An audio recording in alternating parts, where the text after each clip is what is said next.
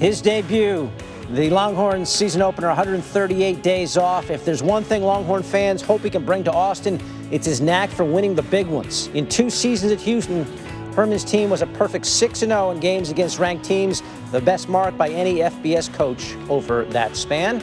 And Tom Herman joins us now. So, Tom, we're about 5 months into to your run there at Texas. What's the most eye-opening part of being the head football coach at Texas? Maybe something you thought you knew but didn't grasp fully until you were sitting in that chair.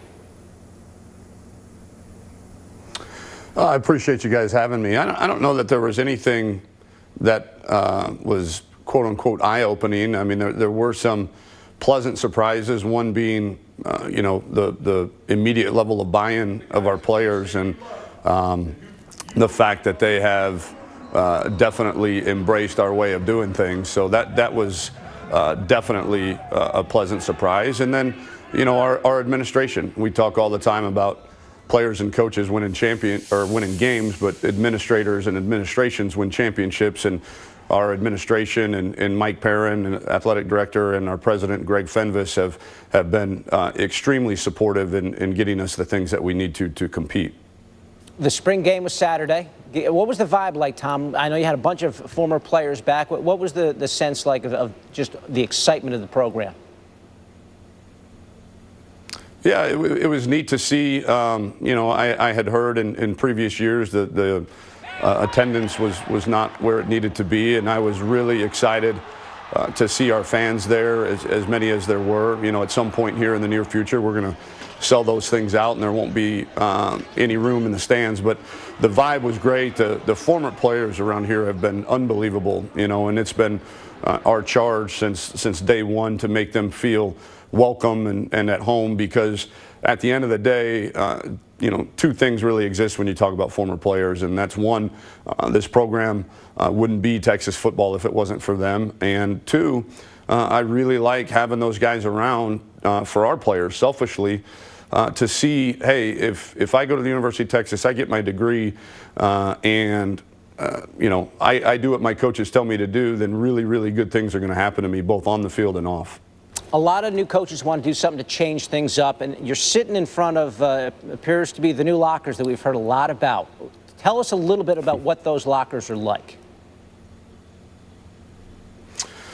Yeah, they're state of the art. It's a bit of an arms race, I think, as everyone kind of knows when it comes to facilities, and most people think it's all about recruiting. But at the end of the day, I want to make sure that our current players, have the best in the country to train in, the best facilities anywhere in the country, and we had fallen a little bit behind in that area. And so, again, to our administration's credit, they've said, Coach, what do you need? And obviously the first thing we needed was an updated locker room. And so, again, if we're going to do it, we're going to do it as good and as big and better than anybody in the country. And so, the white doors, well, there's a few programs that have white doors, I know. And so I said, make glowing white doors. And they said, Coach, that technology doesn't exist right now. And I said, well, if you want our business, you'll figure it out. And to the locker company's credit, they did. And so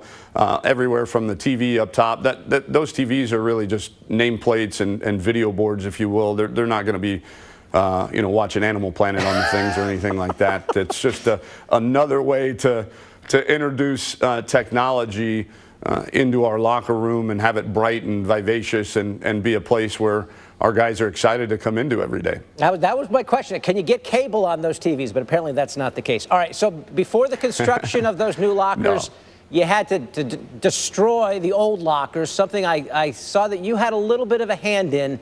So you got the sledgehammer. What happens when you start trying to knock down the walls there, Tom? Yeah, not good at first. Yeah, no, it was and I even took a practice swing the day before on another locker, and it went swimmingly. I guess that goes to show you, be careful what you put on live, whether it's Periscope or live TV. But was proud of the way that we responded. I think it was funny that this 41-year-old dude with 14 knee surgeries, at least I kept my feet and went back after it. And our players certainly helped me out after that. And it was, very ceremonious, more so than anything, just to signify, hey, in just 4 short months, we're getting this thing started, and we're going to give them the best facilities that are out there in the country. Yeah, that sledgehammer looked like it had a nasty kickback on it, but I guess we eventually did get the lockers down, and now you're sitting in front of those gleaming new ones. The other innovation I wanted to ask you about, you've instituted the hydration chart at the urinals. Explain what that is all about.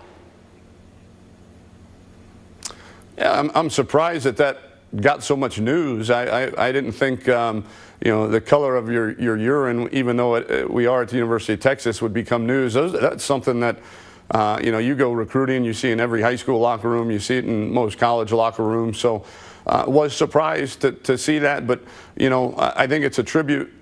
Our last year at the University of Houston, we had 0 hamstring pulls, and I credit that to a year training in the weight room with our strength staff, but also we make sure that our guys are hydrated, and it's really critical to injury prevention.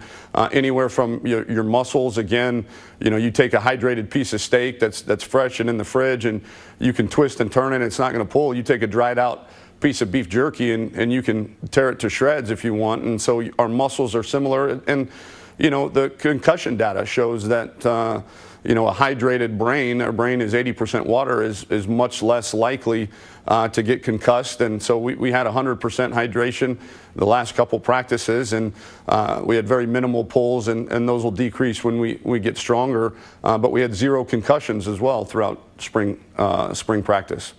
One of the less hydrated categories, I don't know if we can show this on the screen or not, it says you're headed to Area 51. What is Area 51? It's top secret, can't tell you. Oh, really want to know what Area 51 is now. Okay. Just like the real Area 51. No, it's a place where we take our injured guys and guys that aren't up to standard, again, in hydration, and they get a full day's workout, modified obviously because they can't practice, but everybody in our program gets a full day's workout. When we're on the practice field, the injured guys aren't just standing and watching. They're over in Area 51 working out and putting in the same day's work that the guys on the practice field are too. I'm guessing that's not an area you want to be in if you're a Longhorn. One more for you, Tom. Like most of us, you worked some odd jobs growing up, and I read the story about your short career making sandwiches at Subway. What happened on that job?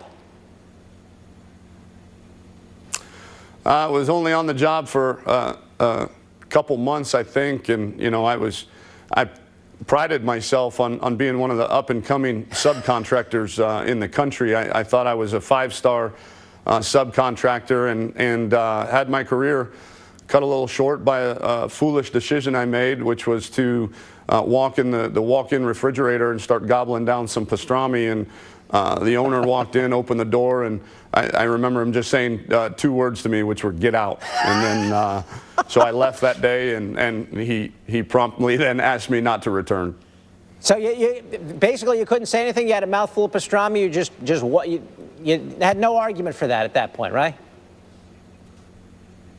Yeah, no, it was like something out of the movies, where the needle stops on the record, and I've got a mouthful of pastrami, and I can't even say anything, and the guy just opens the door, and I'm sure I looked like a deer in the headlights, and he just said, "Get out," and that was that. That was the end of that promising submarine contractor career of mine. Well, listen, things worked out, I guess, a little bit. You didn't have the 5-year contract at Subway. You do at Texas, Tom. We appreciate the time. Best of luck to you guys moving forward. All right, appreciate you having me. Hook 'em horns. Tom Herman, Texas head coach.